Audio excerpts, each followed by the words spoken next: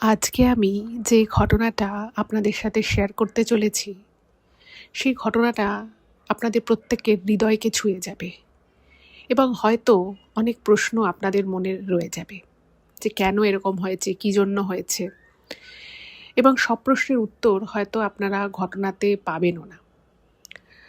যার জীবনের কথা আপনারা শুনবেন, তিনি এতটা কষ্ট জীবনে সহ্য করেছেন এবং বর্তমানেও করে যাচ্ছেন। উনি ইমেলে লিখেছেন যে ওনার যদি কোনো শত্রু থেকেও থাকে, উনি কখনো চাইবেন না যে তার শত্রুর সাথেও এরকম কিছু ঘটুক। উনি এক ভয়ানক মানসিক কষ্টের মধ্য দিয়ে যাচ্ছেন। বর্তমানে একটু থিতু হয়েছেন, কিন্তু শারীরিকও কিছু সমস্যা ওনার রয়েছে। প্রত্যেক দিন আমাদের এই বিশ্বব্রহ্মাণ্ডে অনেক ধরনের ঘটনা ঘটছে। রিসেন্টলি এপস্টিন ফাইল বলে একটি ফাইল রিভিল হয়েছে, যেখানে থেকে এমন কিছু তথ্য উঠে এসেছে যেটা শোনার পরে সারা বিশ্বের মানুষ চমকে গেছে। আপনারাও নিশ্চয়ই এপস্টিন ফাইলের কথা শুনেছেন। তার মানে ভাবুন, প্রত্যেক দিন এই পৃথিবীতে কত ধরনের ঘটনা ঘটছে, কত রকম ঘটনা ঘটছে, এবং তার হয়তো কিছু সামান্য অংশই আমরা জানতে পারি, আবার বেশিরভাগটা হয়তো আমরা জানতেই পারি না। আজকে যে ইমেলটা আমি আপনাদের সামনে বলবো, সেখানে একটা মানুষ তার জীবনের এমন কিছু কথা শেয়ার করেছেন যেটা পড়ার পরে আমি নিজেই কিছুক্ষণ চুপচাপ ভাবছিলাম যে এইরকমও মানুষের সাথে ঘটে। আমি সকলকে রিকোয়েস্ট করবো আজকের ঘটনাটা প্লিজ মন দিয়ে শুনুন। একটা সাধারণ মানুষ, আপনার আমার মতোই একজন সাধারণ মানুষের জীবনে যে কি দুর্বিষহ সময় নেমে এসেছে, সেটা না শুনলে না বিশ্বাস করতে পারবেন না। তো আমি সকলকে রিকোয়েস্ট করব, কেউ কোথাও যাবেন না, প্রত্যেকে পুরো ঘটনাটা প্রথম থেকে শেষ অবধি শুনুন, এবং আপনাদের যদি শোনার পরে ওনাকে কিছু বলার থাকে অবশ্যই কিন্তু কমেন্ট করে জানাবেন। কারণ উনি জানিয়েছেন ইমেলটা লেখার পরে যে এই ঘটনাটা যেন ভূত ভগবান চ্যানেলে প্রচার করা হয়, এবং যারা শুনবেন তারা যদি ওনাকে কিছু বলতে চান যাতে উনি নিজের জীবনের প্রতি একটু হলেও উৎসাহ ফিরে পান, তো সেই প্রত্যেকটা কমেন্ট উনি পড়বেন। এবং আশা রাখবো আপনারা পুরো ঘটনাটা শুনে ওনাকে কমেন্ট করবেন এবং ওনার জীবন ভালো কাটুক, সুস্থ থাকুন উনি, এটাই আমি কামনা করি। নমস্কার শ্রোতা বন্ধুরা, ভূত ভগবান চ্যানেলে আপনাদের সকলকে অনেক স্বাগত। আশা রাখছি সবাই খুব ভালো আছেন, আনন্দে আছেন, সুস্থ আছেন এবং ভূত ভগবান চ্যানেলের ঘটনা মন দিয়ে শুনছেন। আর সত্যি যদি আপনাদের আমাদের চ্যানেলের ঘটনাগুলো ভালো লাগে, অবশ্যই কিন্তু চ্যানেলটাকে সাবস্ক্রাইব করবেন, ভিডিওগুলোকে লাইক করবেন। পুরো ঘটনাটা শোনার পর আপনাদের কেমন লাগলো সেই মূল্যবান মতামত জানাতে কিন্তু একদম ভুলবেন না। আর আপনাদের জীবনে বা আপনাদের পরিচিত কারোর জীবনে যদি এরকম কোনো ভৌতিক, অলৌকিক, দৈবিক, অতিজাগতিক কিছু ঘটে থাকে, সেগুলো ইমেল করে পাঠিয়ে দিন। ইমেল আইডি ডেসক্রিপশনে দেওয়া রয়েছে। এটুকুই বলার ছিল। এবারে আমি চলে যাচ্ছি আজকের সেই, মানে কি বলবো, এটা ভয়ঙ্কর বলবো না খুব কষ্টের বলবো, সেটা আপনারাই বিচার করবেন। আজকের একটা বিশেষ ঘটনা আমি বলছি। এই ঘটনাটাকে আমি কেন বিশেষ বলে আখ্যা দিচ্ছি সেটা আপনারা যত বেশি ঘটনাটা শুনবেন তত বুঝতে পারবেন। আজকের এই ইমেলটা যিনি করেছেন, তিনি সঙ্গত কারণেই ইমেলের কোথাও নিজের নাম মেনশন করেননি, শুধু নিজের সম্পর্কে যেটুকু জানিয়েছেন। বর্তমানে ওনার বয়স প্রায় 40। উনি একটি বিখ্যাত এমএনসিতে জব করেন। টাকা পয়সার দিক থেকে ওনার কাছে মোটামুটি ঠিকঠাক টাকা পয়সা আছে, এবং ওনার এক কাকিমা এবং এক দিদি ছাড়া বর্তমানে পৃথিবীতে ওনার নিজের বলতে কেউ নেই। তো উনি যেভাবে ঘটনাটা ঠিক লিখেছেন আমি ঠিক সেভাবেই আপনাদেরকে বলছি। ছোটবেলাটা কেটেছে ওনার একটা নিম্ন মধ্যবিত্ত পরিবারে, যেখানে মা, বাবা, উনি, দাদু, ঠাকুমা, এই নিয়ে ছিল সংসার। তো ছোট থেকে উনি স্বাভাবিকভাবেই বড় হয়েছেন। খুব একটা বেশি প্রাচুর্যের মধ্যে ওনাকে ওনার বাবা মা বড় করতে পারেনি, কারণ ওনাদের আর্থিক দিকটা খুব একটা ভালো ছিল না। ওনার বাবা একমাত্র আর্নিং মেম্বার ছিলেন। ওনার দাদু ঠাকুমার কিছু হেলথ প্রবলেম ছিল, তো দাদু ঠাকুমা পুরোপুরি ওনার বাবার উপরই নির্ভরশীল ছিলেন। তো আস্তে আস্তে উনি বড় হন। কিছুদিন পরে ওনার দাদু মারা যায়, তার কিছুদিন পরে ওনার ঠাকুমা মারা যায়, এবং তারপরে মানে ওনার দাদু ঠাকুমা যখন বেঁচে ছিল তখন তাও সংসারে একটু হাসি খুশি, একটু মজা, একটু ছোট ছোট আনন্দ, পুজো পার্বণ বাড়িতে হওয়া, এইগুলো তবু ছিল। যখন থেকে ওনার দাদু ঠাকুমা দুজনেই গত হলেন, ওনাদের পরিবারে যেন একটা গ্রহণ লেগে গেল। উনি যেটা বলতে চেয়েছেন এটার মাধ্যমে সেটা হলো যে ওনার দাদু ঠাকুমা যতদিন বেঁচে ছিল অভাব থাকলেও পরিবারে কিন্তু শান্তি ছিল, খুশি ছিল, ছোটোখাটো পুজো আর্চা হতো, সেইটার জন্য বাড়িতে একটা উৎসবের মেজাজ থাকতো। এবং উনি ওনার দাদু ঠাকুমার ভীষণ ক্লোজ ছিলেন। উনি ওনার মায়ের সাথে যতটা সময় স্পেন্ড করতেন তার থেকে অনেক বেশি সময় উনি ওনার দাদু ঠাকুমার সাথে স্পেন্ড করতেন। এবং ওনার কোনো সমস্যা হলে বা ওনার কিছু ভালো লাগলে ওনার যা কিছু ইমোশন ছিল সব কিছু উনি ওনার দাদু ঠাকুমার সাথে শেয়ার করতেন। তো দাদু ঠাকুমার ছায়াটা মাথার উপর থেকে চলে যাওয়াটা ওনার কাছে কিন্তু একটা ভীষণ রকমভাবে শকিং ব্যাপার ছিল। এবং মানে ওনার দাদু এই যিনি যে ঘটনা পাঠিয়েছেন অর্থাৎ এই নাতিকে ভীষণ ভালোবাসতেন, ভীষণ রকম ভালোবাসতেন। এবং ওনার দাদু ওনাকে বলতো যে তুমি আমার নাতি নও, তুমি আমার ছেলে, তুমি আমার ছোট ছেলে, মানে একদম ছেলের মতো করে মানুষ করতো। ফলে বুঝতেই পারছেন এত ভালোবাসা যেখানে ছিল সেই দাদু ঠাকুমা চলে যাওয়াটা ওনার কাছে কতটা অপূরণীয় ক্ষতি। এবার দাদু ঠাকুমা মারা গেল, তারপর থেকে উনি দেখলেন বাড়িটা যেন সেরকম ছন্ন ছাড়া হতে লাগলো। বাড়িতে কোনো পুজো আর্চা হতো না, বাড়িতে সবাই মানে ওনার বাবা মায়ের মধ্যে মাঝে মধ্যেই ঝগড়া অশান্তি হতো। সেইখানে সেটা নিয়ে হয়তো ওনার বাবা মায়ের মধ্যে অনেক দিন কথা নেই। এবার উনি যখন স্কুল থেকে আসতেন এসে দেখতেন মা মায়ের মতো কাজ করছে, বাবা বাবার মতো কাজ করছে, মানে কেউই ওনাকে সেভাবে সময় দিত না। তো ছোটবেলা থেকেই একটা চাপা দুঃখ, কষ্ট, একটা রাগ সব কিছুই ছিল। এবং উনি এরকম বহু সময় হয়েছে যে উনি বাড়ির বাইরে বেরিয়ে কাঁদতেন।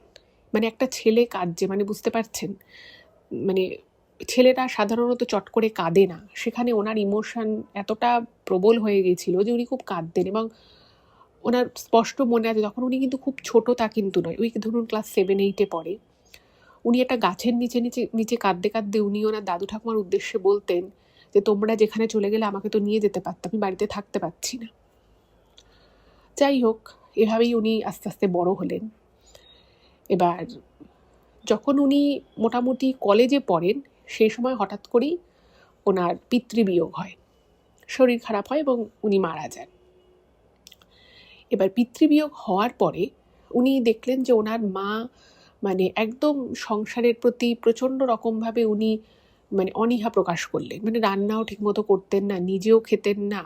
মানে এই ভদ্রলোক যিনি আমাকে ঘটনাটা পাঠিয়েছেন ওনার জন্য কিছু রান্না করতেন না। মানে একদম বলে যাকে বলে রসাতলে চলে যাওয়া। উনি একটা দুঃখে একটা শোকে কিছুদিন মুহ্যমান ছিলেন, সেটা ঠিক আছে, সেটা হতেই পারে।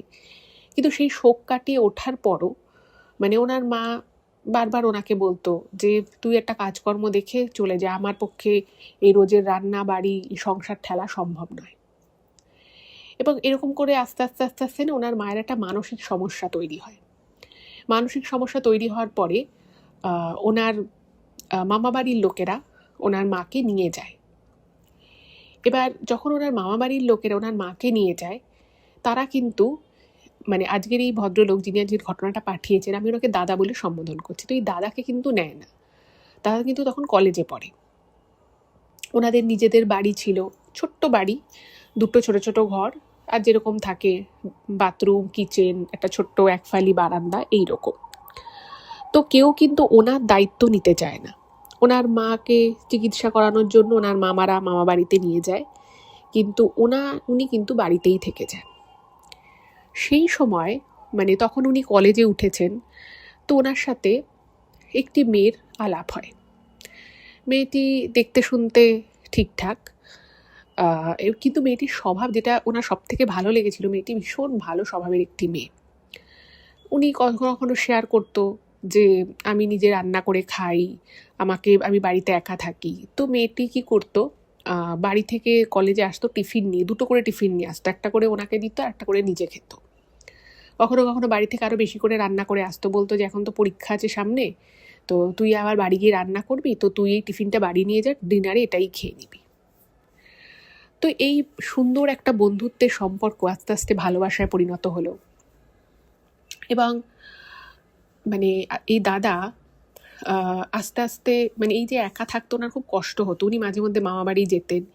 কিন্তু অদ্ভুতভাবে ওনার মায়ের একটু মানসিক সমস্যাও হয়ে গেছিল, এবং ওনার মামা বাড়ির লোকেরাও না ওনাকে খুব একটা পছন্দ করতো না। বাট কেন পছন্দ করতো না সেটা উনি জানে না। মানে কখনো ওনাকে সেভাবে বলতো না যে ঠিক আছে তুইও থেকে যা, খেয়ে যা, খুব একটা বলতো না, মানে খুব রেয়ার, খুবই রেয়ার আর কি। যাই হোক, তো এইভাবে ওনার জীবন কাটছিল। হঠাৎ করেই ওনার মাতৃবিয়োগ হয়ে গেল। মানে ওনার মা এমনিতেও খুব একটা সুস্থ ছিলেন না। তো মাতৃবিয়োগ হওয়ার পরে ওনার মামা বাড়ি থেকে যদি বা একটু তার আগে যোগাযোগ ছিল, ওনার ভালো মন্দ একটু তাও জিজ্ঞেস করতো। ওনার মা চলে যাওয়ার পরে এই দাদার সাথে তার মামা বাড়ির একদম পুরোপুরি কাট আপ হয়ে গেল। এবং ওনার মামা বাড়ির লোকেরা, সবাই নয়, ওনার এক মামা এবং 2 মামা ছিল, তার মধ্যে এক মামা এবং এক মামি, তারা বরং এসে ওনার ঘরে ওনার মায়ের যে আলমারি ছিল সে আলমারি থেকে 2-4টে সোনার যা গয়নাগাটি ছিল সেগুলো উল্টে নিয়ে চলে যায়। এবার তখন উনি কলেজে পড়েন, 3rd ইয়ার। তো উনি সবই বুঝতে পারছেন যে ওনার মায়ের সোনার জিনিসপত্র নিয়ে চলে যাচ্ছে। তো উনি প্রথম দিন না অতটা বুঝতে পারেনি। তো উনি দেখলেন যে ওনার মামা মামি এসে ওনাদের ঘরের আলমারি খুলে সোনার একটা চেন, কানের দুল এগুলো নিয়ে চলে গেল। তো উনি একেই মা বাবা দুজনকেই হারিয়ে ফেললেন, সেই জন্য একটা প্রচণ্ড শোক মনে ছিল। তো সেই জন্য উনি সব কিছু দেখে বুঝেও না বাধা দিতে পারেনি। কিন্তু তারপরে যখন ওনার মনে হলো যে না, এটা হয়তো ঠিক না, তো উনি ওনার মায়ের কিছু জিনিস আলাদা করে সরিয়ে রাখে। এবং তারপরের দিন আবার যথারীতি ওনার মামা মামি এসে খুঁজে পেতে দেখে আর কিছু নেওয়ার মতো আছে কিনা। তো তারা চলে যায়। এবং এই যে উনি ওনার মায়ের কিছু জিনিস আলাদা করে সরিয়ে রেখেছিল, সেটা কিন্তু ওনার সেই বান্ধবী ওনাকে বলেছিল। মানে ওই বান্ধবী এই দাদার কাছে না শুধুমাত্র মানে প্রেমিকা বা বান্ধবী ছিল না, মানে একটা পথপ্রদর্শক বলুন, বা এমন একটা মানুষ হয়ে উঠেছিল মানে যার উপরে ভরসা করে বা যার উপরে ভর করে, যার উপরে ভরসা বিশ্বাস করা যায়, এরকম একটা জায়গা হয়ে গেছিল। এবং একটা সময় এই দাদা ওই মেয়েটিকে এতটাই ভালোবেসে ফেলে, কারণ ওনার জীবনে আর কেউ নেই। ওনার এক কাকিমা ওনাকে খুব ভালোবাসতো, আর ওনার এক দিদি ছিল, ঠিক আছে, ওনার দুঃসম্পর্কের এক দিদি, তিনিও খুব ভালোবাসতেন। তিনি মাঝে মধ্যে এই কাকিমা আর এই দিদি মাঝে মধ্যে ওনার কাছে আসতেন, ওনাকে রান্না করে দিতেন, কখনো কখনো ওনাকে কোনো দরকার পড়লে হেল্প করতেন। মানে নিজের বলতে এই দুজনই। বাট বাড়িতে তো কেউ ওনার সাথে থাকতে পারতো না। তো ওনার এই একাকী জীবনে ওই মেয়েটি ওনার কাছে শুধুমাত্র প্রেমিকা ছিল তা নয়, ওনার কাছে মানে কি বলবো, একটা লাইফ সাপোর্ট বলা যেতে পারে, সেরকম হয়ে গেছিল। এবং মেয়েটি খুব ভালো ছিল। মেয়েটি সবসময় বলতো যে তোমার মায়ের যেটুকু জিনিসপত্র আছে তুমি সাবধানে রাখো। এবং ওই মেয়েটি বলেছিল বলেই উনি কিন্তু পরের দিন যেটুকু আর গয়নাগাটি ছিল ওনার মায়ের বা যে কটা ভালো জিনিস ছিল উনি সরিয়ে রেখেছিলেন, ফলে সেগুলো ওর মামা মামি নিতে পারেনি।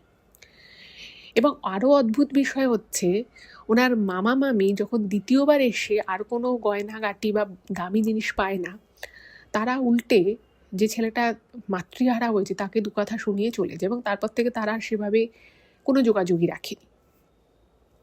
যাই হোক, তো এইভাবে আস্তে আস্তে ওনার জীবন কাটতে থাকে। এবং মানে উনি মেয়েটিকে এত ভালোবাসতো যে ওনাকে ছাড়া, মানে ওই মেয়েটিকে ছাড়া এই দাদা মানে নিজেকে ভাবতে পারতো না। মানে ওনার কোনো অস্তিত্বই আছে বলে উনি মনে করতো না যে আমার অস্তিত্ব আছে মানে এই মেয়েটির জন্য। মানে ভাবুন, একটা ছেলে এত কম বয়সে মা বাবা সবাইকে হারিয়ে ফেললো, কারো সাপোর্ট নেই, শুধুমাত্র দুঃসম্পর্কের এক কাকিমা আর এক দিদি, তারা মাঝে মধ্যে খোঁজখবর নিত, বাড়িতে আসতো, কিন্তু সারাটা দিন সে একাই। তো কলেজ যেত, মেয়েটির সাথে দেখা হতো, মেয়েটিও খুব ভালো ছিল। এইভাবে ওদের সম্পর্কটা আস্তে আস্তে আরও মজবুত হতে থাকে। এরপরে মেয়েটা ইউনিভার্সিটিতে ভর্তি হয়, কিন্তু এই দাদা চাকরি খুঁজতে থাকে, কারণ ওনার বাবার খুব বেশি তো সেভিংস ছিল না। তো উনি বুঝে যান যে আমাকে এবার রোজগার করতে হবে, টাকা পয়সা ইনকাম করতে হবে। তো উনি রোজগারপাতি করার জন্য একটা জায়গায় চাকরি দিলেন, এবং তার সাথে সাথে উনি স্কিল ডেভেলপমেন্ট করার জন্য আরও বিভিন্ন রকমের কোর্স করতেন। মানে উনি সকালবেলা বেরিয়ে যেতেন অফিস করতে, অফিস করে উনি আবার একটা জায়গায় কোর্স করতেন, তারপরে উনি রাতের বেলা বাড়ি ঢুকতেন। এবার ওনার সেই যে প্রেমিকা ছিল, সেই প্রেমিকার আবার বাড়ি থেকে একটা বিয়ের চাপ আসে, যেহেতু গ্র্যাজুয়েশন কমপ্লিট হয়ে গেছে। তো সেই মুহূর্তেই দাদার কিন্তু মানে যতই সে একা থাকুক না কেন, বাট তার সেরকম ফিনান্সিয়াল কন্ডিশন ছিল না, কারণ ওই বাড়িটুকুই ছিল, বাকি সেভিংস বলতে কিছুই ছিল না। কারণ যেহেতু ওনার বাবা অনেক দিন আগে মারা গেছিল, ফলে ওনার মায়ের তারপরে চিকিৎসা চলেছে, উনি পড়াশুনো করেছেন, ফলে উনি চেয়েছিল যে একটু রোজগারপাতি করে নিজের পায়ে দাঁড়িয়ে নিই, একটু ফিনান্সিয়ালটা ঠিক করে নিই, তারপরে না হয় বিয়ে থা করা যাবে। কিন্তু মেয়েটির বাড়ি থেকে বিয়ের চাপ দিতে থাকে। তো তখন এই দাদা মেয়েটিকে বলে যে তুমি পড়াশুনো করো। তো ওই যে ওনার প্রেমিকা ইউনিভার্সিটিতে ভর্তি হলো, সেই ইউনিভার্সিটিতে ভর্তি হওয়ার টাকা, ইউনিভার্সিটি থেকে বাড়ি যাওয়া আসার টাকা, হাত খরচ, বইপত্র কেনা, এই সমস্ত কিছু কিন্তু এই দাদা তার খরচা বহন করত। এবং মেয়েটি 2-4টে টিউশন করতো। এবং মানে ওনাদের তখনও বিয়ে হয়নি ঠিকই, বাট মেয়েটির সমস্ত দায়িত্বই কিন্তু এই দাদা নিয়েছিল। সে কোথায় যাবে, কোথায় পড়বে, কিভাবে যাতায়াত করবে, তার জন্য যে টাকা পয়সা লাগবে সমস্ত কিন্তু এই দাদা সমস্তটা বিয়ার করতো। যাই হোক, তো মেয়েটি ইউনিভার্সিটিতে পড়াশুনো করলো। তারপরে কিন্তু মেয়েটি একটা খুব ভালো জায়গায় চাকরি পেয়ে যায়। এবার ওনারা দুজনে প্ল্যান করেছিলেন যে 2 বছর ওনারা চাকরি বাকরি করবে, তারপরে ওরা বিয়ে করে নেবে। এবং মেয়েটির বাড়ি থেকে কিন্তু পুরো বিষয়টা জানতো। যখন মেয়েটির বিয়ে দিতে চাইছিল, তো তখন দাদা মেয়েটির মানে ওই মেয়েটি আর কি তার বাবা মাকে নিয়ে আসে, দাদার বাড়িতে আসে আর কি, কথাবার্তা বলে। এবং উনি তখন বলেছিলেন যে ওর পড়াশুনোর সমস্ত দায়িত্ব আমার, এবং আমরা 2-2.5 বছর পরে বিয়ে করে নেব, আপনি চিন্তা করবেন না, আপনাদের যদি মনে হয় আপনার রেজিস্ট্রিটা করিয়ে রাখতে পারে। তো তারা বলে না, ঠিক আছে, রেজিস্ট্রি করার এখন দরকার নেই, বিয়ে একবারেই বিয়ে হবে, তখনই রেজিস্ট্রি হবে। যাই হোক, তো মেয়েটি খুব ভালো চাকরি পেয়ে যায়। ভালো কথা, দুজনের মধ্যে মানে সম্পর্ক যত দিন গেছে আরও মজবুত হয়েছে। বহুদিনের সম্পর্ক, বুঝতেই পারছেন। এবং দাদা মেয়েটিকে এত ভালোবাসতো, এতটাই ভালোবাসতো, মানে দাদা না মানে কোনো দিন কোনো কিছু ওর থেকে লুকোয়নি। মানে দাদার ব্যাংকের কোন ব্যাংকে বই আছে, সেই ব্যাংকে কত টাকা আছে, কত টাকা সে জমিয়েছে, এভরিথিং মেয়েটা জানতো। কারণ মানে মেয়েটি ওনার জীবনে একটা এমন সময়, এমন একটা ক্রাইসিস মোমেন্ট এসেছিল যে মেয়েটিকে যাকে বলে আঁকড়ে ধরে উনি নতুন করে বাঁচতে শিখেছিল। ফলে মেয়েটির কাছে উনি কিছু কোনোদিন লুকোয়নি। যাই হোক, তো মেয়েটির সাথে এই প্রেমের সম্পর্ক আস্তে আস্তে এগিয়ে যায়। এবং যখন মোটামুটি আর কি ওরা ভাবে যে ঠিক আছে, এবার আমরা বিয়ে থার কথা ভাবতে পারি, তো সেই সময় থেকে হঠাৎ করেই কি হয় যে দাদা দেখে যে মেয়েটি না আগের মতো আর ওনার সাথে দেখা করার যে একটা ইচ্ছে, বা ওরা হয়তো কোনো উইকেন্ডে রেস্তোরাঁয় খেতে যেত, কি কোনো শপিং মলে ঘুরতে যেত, দুজনে মিলে প্ল্যান করতো যে এই সপ্তাহে ওখানে যাব, পরের সপ্তাহে সেখানে যাব, সেই ইন্টারেস্টটা যেন আস্তে আস্তে আস্তে আস্তে মেয়েটার দিক থেকে কমতে থাকছে। এবার উনি বারবার মেয়েটিকে বলে যে কিরে চ, এই সপ্তাহে কোথাও ঘুরতে যাবি না, এটা করবি না, ওটা করবি না, সেখানে যাবি না। কিন্তু উনি বুঝতে পারেন যে মেয়েটার যেন কোথাও একটা ইন্টারেস্টে ভাটা পড়ছে। এবং একদিন হঠাৎই মেয়েটা বলে যে তুমি তো আমাকে আগের দিন রাতে অনেকগুলো কথা বললে, তো আমি ডিসিশন নিয়ে নিয়েছি। তো উনি বলছেন আমি তোমাকে আবার কী কথা বললাম? বলছে না, তুমি বললে না যে তুমি আমাকে বিয়ে করতে চাও না, তুমি কোনো দিনই আমাকে আর বিয়ে করবে না, অনেক দিনের সম্পর্ক হয়ে গেছে, তোমার আমাকে আর ভালো লাগছে না। তো দাদা না আকাশ থেকে পড়েছে। দাদা বলছে কী এসব উল্টোপাল্টা বলছো? আমি তো সবসময় বলছি যে তুমি, আমার তো আর কাউকে মানানোর নেই, তুমি বাড়িতে বলো তোমার, ওরা যদি বলে যে পরের মাসে বিয়ে করতে, আমি পরের মাসেই বিয়ে করব, কারণ কিছু টাকা আমি জমিয়ে নিয়েছি, সেই টাকায় রিসেপশন পার্টি হয়ে যাবে ভালো করে। তো বলছে এই তো তুমি আগের দিন আমাকে বললে রাতের বেলা যে তুমি আমাকে বিয়ে করবে না, আমাদের একে অপরের পথ আলাদা হয়ে যাওয়া উচিত, এখন তুমি আবার এসব কথা কি বলছো? তো দাদা না মানে পুরো আকাশ থেকে পড়েছে, বলছে তুমি এসব কি বলছো, আমি কেন তোমাকে এরকম বলতে যাবো? বলছে না, তুমি আমাকে বলেছো। এবার এইটা নিয়ে না ওনাদের মধ্যে একটা ঝামেলা শুরু হলো।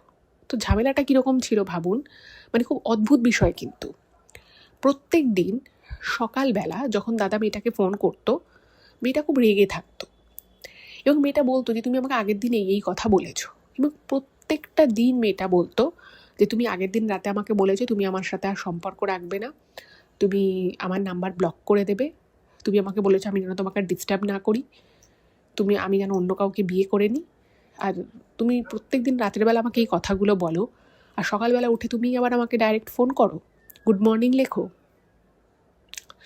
এবার 2-3 দিন যখন আর কি এরকম ঘটনা ঘটেছে, তো দাদা ভেবেছে যে মেয়েটা হয়তো ইয়ার্কি মারছে। তো একদিন দাদার খুব রাগ হয়েছে, বলছে তুমি এসব কি সকাল সকাল উল্টোপাল্টা কথা বলো বলো তো, আবার সারাদিন অফিসে পুরো মাথা গরম থাকে, আমি তোমাকে কেন এরকম উল্টোপাল্টা বলতে যাব? আমি তোমাকে এত ভালোবাসি, আমাদের এতদিনের সম্পর্ক, আর তুমি খুব ভালো মতো জানো যে তুমি আমার জীবনে ঠিক কোন জায়গাটায় আছো, কতটা জায়গায় আছো, তুমি সেই জায়গা থেকে আমাকে এই ধরনের ইয়ার্কি কেন মারো? তো সেদিন মেয়েটাও খুব রেগে গেছে। মেয়েটা বলছে, না তুমি রোজ আমাকে এরকম কথা বলছো রাতের বেলা ফোন করে, আমি তোমাকে কতক্ষণ ধরে বোঝাই, তুমি বোঝানোর পরেও আমাকে বলো যে না আমাদের বিয়েটা হবে না, আমরা একসাথে থাকবো না, তুমি অন্য কাউকে বিয়ে করে নাও। তো তখন তারা খুব কনফিউজড হয়ে যায়, মানে ওনাদের এতদিনের সম্পর্ক, তো একে অপরকে তো কিছু তো জেনেছে চিনেছে, তো ভাবছে যে একটা মেয়ে, মানে ওনার সেই প্রেমিকা, সে এতদিন ধরে তাকে দেখছে চিনছে, সে এতটা মিথ্যে কথা বলবে এটা খুব একটা স্বাভাবিক নয়। আর ইয়ার্কি করলেও সেটা এক দুবার মানুষ ইয়ার্কি করে, মানে বিগত 1 মাস ধরে ওনাদের মধ্যে রোজই এই বিষয়টা নিয়ে ঝগড়া হচ্ছে সকালবেলা, যে দাদা নাকি রাতের বেলা এইসব কথা বলে। এবার দাদা বলছে যে দেখো আমি এসব কথা তোমাকে বলিনি। তো তখন বলছে যে না তুমি আমাকে এই কথা বলেছো। আচ্ছা, এখানে এবার একটা জিনিস বলে রাখি, দাদা কিন্তু মানে ওই ড্রিঙ্ক করে কথা বলা বা এইগুলো কিন্তু ওনার মধ্যে ছিল না, উনি কোনো ধরনের কোনো নেশাবান করেন না, স্মোকিং ড্রিঙ্কিং কিচ্ছু না। এবং দাদা মেয়েটিকে প্রচণ্ড ভালোবাসে, সেই জায়গা থেকে উনি কেনই বা এরকম বলবে সেটা দাদা নিজেও বুঝতে পারছে না।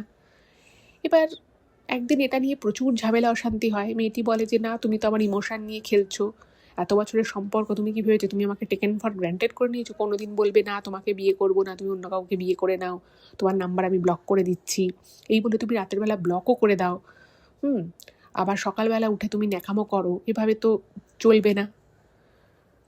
তো দাদা না মানে প্রচণ্ড মানে শকড হয়ে যায় যে একটা বিষয় নিয়ে এতদিন ধরে ঝামেলা অশান্তি চলছে, তাহলে ব্যাপারটা কি। এবার খেয়াল করলো দাদা যে মেয়েটির সাথে আর মানে দাদা যোগাযোগ করতে পারছে না, মানে ফোনেও কল করতে পারছে না, মেসেজ করতে পারছে না। এবার অনেক দিন হয়ে গেছে ওর সাথে কোনো যোগাযোগ নেই, আর বুঝতেই পারছেন যে যাকে এতটা ভালোবাসে, যেখানে ওনাদের প্রায় সপ্তাহে 4-5 দিন দেখা হয়, সারাদিন কথা হয় অফিসের কাজের সময়টুকু বাদ দিয়ে, তার সাথে যদি দিন 15 কোনো যোগাযোগই না থাকে, তাহলে কি একটা মানুষ থাকতে পারে? তো বাধ্য হয়ে দাদা মেয়েটির বাড়ি চলে যায়। এবার বাড়ি যাওয়ার পরে দাদা দেখছে যে মানে মেয়েটির বাবা মা মানে দুজনেই দাদার উপরে খুব মানে বীতশ্রদ্ধ, খুবই অসন্তুষ্ট, তাদের কথাবার্তায় বুঝতে পারছে। তো মেয়েটি আসে, মেয়েটি এসে ওর বাবা মার সামনেই বলে যে তুমি কেন এসেছো, তুমি কি চাও বলো। তো দাদা বলছে আমি তোমাকে বিয়ে করতে চাই, তোমাকে আমি এতদিন ধরে ভালোবাসি, আমি আর কি চাইবো। তো তখন মানে আর কি মেয়েটির বাবা মা বলে যে দেখো তুমি যে ধরনের কথাবার্তা ওকে বলো, আমরাও ফোনে শুনেছি, ও আমাদের শুনিয়েছে, তুমি খুব রুড হয়ে ওর সাথে কথা বলো, এবং তুমি একবার নয় একাধিকবার বলেছো যে ও যেন তোমাকে বিয়ে না করে, তুমি একাধিকবার এই কথা ওকে বলেছো। তো তুমি রাতের বেলা একরকম কথা বলবে, দিনের বেলা আবার তোমার মুড চেঞ্জ হয়ে যাবে, এভাবে তো সংসার হয় না। তো তুমি কি করতে চাও বলো, তুমি এতদিন ধরে তো কোনো যোগাযোগও রাখুনি ওর সাথে। তো তখন দাদা বলছে না আমি তোকে ফোন করার চেষ্টা করেছি, আমি ওকে ফোন করতে পারিনি। তো মেয়েটি তখন বলে যে আর আমি যে তোমাকে এতবার কল করলাম তুমি তো একবারও ফোনটা ধরোনি। এবার দাদা বলছে না তুমি তো আমাকে কল করোনি। এবার সঙ্গে সঙ্গে মেয়েটি দাদার ফোন নিয়ে বলছে এই যে এটা কি। তো তখন দাদা দেখছে যে দাদার ফোনে মেয়েটির নাম্বার থেকে অজস্র মিস কল আছে, দিন 15, মানে যতদিন আর কি রেকর্ড থাকে ফোনে, দেখছে প্রচুর প্রচুর মিস কল রয়েছে সত্যি সত্যি, এবং প্রচুর মেসেজও রয়েছে। এবার দাদারা প্রচণ্ড কনফিউজড হয়ে যায়, উনি ভাবতেন যে তার কি ফোনটার কোনো গন্ডগোল হলো, এতবারও কল করেছে, এতগুলো মিস কল, এত মেসেজ করেছে, না ব্যাপারটা তো ঠিক না। তখন দাদা বলতে দেখো আমি তোমার একটা কলও দেখতে পাইনি, একটা মেসেজও দেখতে পাইনি। এবার ফোনে এতগুলো মিস কল রয়েছে, এতগুলো মেসেজ রয়েছে, এবার ফট করে যদি কেউ বলে যে আমি তোমার কল দেখতে পাইনি, আমি তোমার মেসেজ দেখিনি, ডেফিনেটলি সে তো ভাববে যে আরে এ তো মিথ্যে কথা বলছে, ফোনে এত এত মিস কল হয়ে গেছে, এত এত মেসেজ ঢুকেছে, ও কিছুই দেখতে পায়নি, কিছুই বুঝতে পারেনি। আর সেটা 1-2 দিন হয় সে কথা আলাদা, দিন 14-15তে একদিনও ও এগুলো দেখেনি। তো মেয়েটি বলে যে দেখো তুমি আমার সাথে যেটা করছো না তুমি কিন্তু ঠিক করছো না, মানে এই বলে ওদের মধ্যে একটা অশান্তি হয়। এবং দাদা বুঝতে পারে না যে ব্যাপারটা কি হচ্ছে, সত্যি সত্যি যদি মেয়েটি এতবার ফোন করে থাকে তাহলে দাদার চোখে একবারও পড়বে না ফোনটা? এতগুলো মেসেজ করেছে যেটা মেয়েটা দেখালো, দাদা তাহলে দেখতে পেলো না কেন? তো দাদা ভাবলো যে ফোনটার গন্ডন, উনি নতুন একটা ফোন কিনলেন। যাই হোক, এবং এরপরেও এই জিনিসটা চলতে থাকলো। মেয়েটি বারবার বলে যে ঠিক আছে, তুমি এরপরে যখন এই কথাগুলো বলবে আমি রেকর্ড করে রাখবো। তো মেয়েটা রেকর্ড করে শুনিয়েছে যে তুমি আমাকে এরকম বলেছো। এবং দাদা নিজে যখন ওই রেকর্ডিংটা শোনে, দাদা নিজে পুরো অবাক হয়ে যায়। সত্যি দাদা খুব রুডলি মেয়েটাকে বলছে যে তুমি আমার সাথে কথা বলো না, তুমি আমাকে ডিস্টার্ব করছো কেন, আমি তোমাকে চাই না, এরকম নানান কথাবার্তা বলে। তো দাদা না মানে প্রচণ্ড কনফিউজড হয়ে যায়, ভাবছে যে আমারই ভয়েসটা আমার, সেটা বুঝতে পারছি, কিন্তু আমি এগুলো কখন বললাম। তো তখন ওদের দুজনের মধ্যে একটা দূরত্ব সৃষ্টি হলো, মানে দুজনেই ভাবলো যে ঠিক আছে আমরা নিজের মতো একটু একা একা থাকি। তো দাদা বলল যে ঠিক আছে, আমার ভুল হয়ে গেছে, আমি তোমাকে যখন এগুলো বলেছি এগুলো আমার উচিত হয়নি বলা। তো এই বলে মানে দাদাই আর কি, মেয়েটা তো নিজের দিক থেকে কমিউনিকেশন অনেকটা বন্ধ করেই দিয়েছিল, তো দাদাও নিজের দিক থেকে একটু কিছুদিনের জন্য কমিউনিকেশন বন্ধ করে দিল, কারণ দাদা নিজে বুঝতে পারছে যে ওনার সাথে অ্যাকচুয়ালি কী হচ্ছে। তো দাদা ভাবলো যে না, ব্যাপারটা তো ঠিক না। এবার একদিন কি হয়েছে, দাদা বাড়িতে রয়েছে, ছুটির দিন, কোথাও বেরোয়নি দাদা। এবার উনি মানে ভাবার চেষ্টা করছে যে আচ্ছা আমি কালকে রাতে কি খেয়েছিলাম, বা কালকে দুপুরেই বা আমি কি খেয়েছিলাম। অদ্ভুতভাবে দাদা সকালে, আগের দিন সকালে আর কি, ধরুন সানডের কথা হচ্ছে, সানডে দাঁড়িয়ে দাদা মনে করতে পারছে যে দাদা স্যাটারডে মানে আগের দিন ঠিক স্যাটারডে সকালে কি খেয়েছে, দুপুরে কি খেয়েছে, বিকেলে কোথায় গেছে। বাট অদ্ভুতভাবে সন্ধ্যের পর থেকে দাদা কিচ্ছু মনে করতে পারছে না। মানে ওই যে বিকেলে চা খেয়েছে, তারপরে দাদা কোথায় ছিল, কি করেছে, কী কথা বলেছে, কার সাথে ফোনে কথা বলেছে, বা ডিনারে কি খেয়েছে, কিচ্ছু মনে করতে পারছে না। মানে কিছু মনেই আসে, উনি বহুবার মানে মনে করার চেষ্টা করে, বাট কিছু মনে করতে পারে না। এইটা দাদার খুব মানে শকিং লাগে যে আরে কী হলো ব্যাপারটা, আমি আগের দিন রাতের কোনো কথা কেন মনে করতে পারছি না, এটা তো একটা স্বাভাবিক বিষয় নয়। তো এটা নিয়ে না দাদা খুব চিন্তিত হয়ে পড়ে যে কেন আমার সাথে এটা কী হচ্ছে, কেন আমি আগের দিনের রাতের কোনো কথা মনে করতে পারছি না। এবং এটা একদিন বলে নয়, প্রত্যেক দিনই কিন্তু দাদা মানে রাতের বেলাটা কী করছে, মানে সন্ধ্যের পর ওই 8টা-9টা থেকে পরের দিন ধরুন ভোর অবধি দাদা কখন শুতে গেছে, কখন শুলো, কী করলো, কী খেলো, কিচ্ছু পরের দিন উঠে উনি মনে করতে পারে না, বাট বিকেল সন্ধ্যে অবধি সব মনে করতে পারে। তো ভাবুন একটা সুস্থ সবল মানুষের পক্ষে এইটা কতখানি একটা মানসিক যাতনার কারণ হয়ে দাঁড়াতে পারে। এবার ওই সন্ধ্যের পরের সময় থেকে দাদা কার সাথে কথা বলছে, কার সাথে কথা বলছে না, কী বলছে, কোনো ট্র্যাক নেই দাদার কাছে। দেখুন মানুষ অনেক সময় হয় আগের দিন কী খেয়েছে ভুলে যায়, কিন্তু তাই বলে সন্ধ্যের পর থেকে কোনো স্মৃতি মাথায় থাকবে না, এটা তো খুব একটা স্বাভাবিক নয়। এর মধ্যে এমন একটা জিনিস দাদার জীবনে ঘটে গেল, এমন একটা ঘটনা যেটা দাদাকে পুরো ভেঙে টুকরো টুকরো করে দিল। মানে ওনার মন, ওনার শরীর সব যেন ভেঙে চুরমার হয়ে গেল, ওনার চোখের সামনে ওনার সমস্ত স্বপ্ন যেন ভেসে গেল। হঠাৎ উনি খবর পেলেন, মানে এই দাদা এবং ওনার যে প্রেমিকা ছিলেন তাদের মধ্যে একটা 1 মাস টাকের গ্যাপ হয়েছিল, কমিউনিকেশন গ্যাপ। মানে দাদাও কোনো কমিউনিকেট করতো না, দাদা বলেই দিয়েছিল যে ঠিক আছে আমাকে একটু সময় দাও, আর মেয়েটিও বলেছিল যে ঠিক আছে আমি তোমার সাথে আর এখন কথা বলবো না। বাট এই 1 মাস পরে, মানে 1 মাস জাস্ট হবে, তার মাঝখানে উনি খবর পেলেন যে ওনার প্রেমিকা, এই দীর্ঘদিনের প্রেমিকা, যাকে উনি এত ভালোবাসতেন, যাকে উনি প্রচুর রকমভাবে সাপোর্ট করেছিলেন, ফিনান্সিয়াল সাপোর্ট করতেন, সেই মেয়েটি ওনারই এক বন্ধুকে, মানে কলেজ জীবনের আর কি সে বন্ধু ছিল, সে বেশ বড় চাকরি করে, ওয়েল সেটেলড, তাকে বিয়ে করে নিয়েছে। এবং উনি যখন কথাটা শোনেন উনি বিশ্বাস করেন না। এবার মেয়েটি কী করেছিল, ওনাকে সব দিক থেকে ব্লক করে দিয়েছিল। তো ব্লক করলেও এসব ব্যাপার তো আর চাপা থাকে না, কমন কিছু বন্ধুবান্ধবের নিমন্ত্রণও ছিল বিয়েতে, তো ছবি ওনার কাছে চলে আসে।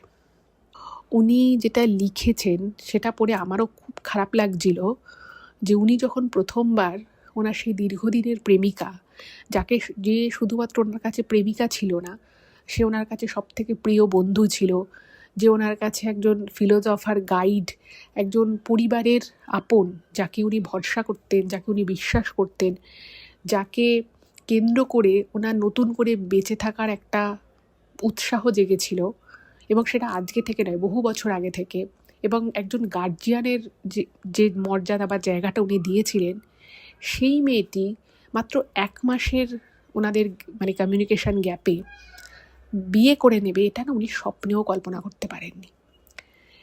এবং উনি ছবিগুলো দেখেন, দেখার পরে ওনার নাকি রীতিমতো হাত পা ঠান্ডা হয়ে গিয়ে হাত পা কাঁপছিল, বুক ধড়পড় করছিল।